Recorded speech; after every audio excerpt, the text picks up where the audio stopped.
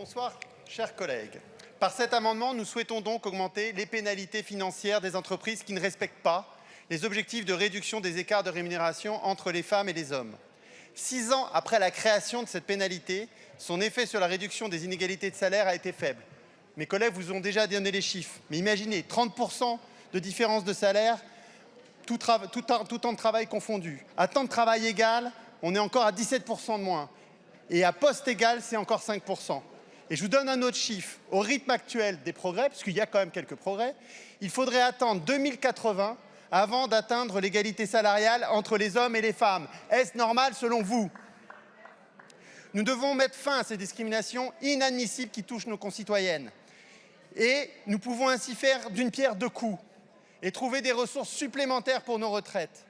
Si ces inégalités de salaire à poste égal étaient supprimées, ce qui est quand même le plus simple, parce qu'il n'y a aucune raison qu'il y ait des inégalités de salaire à poste égal, ce serait 3 milliards d'euros supplémentaires pour les caisses de retraite sous forme de cotisation.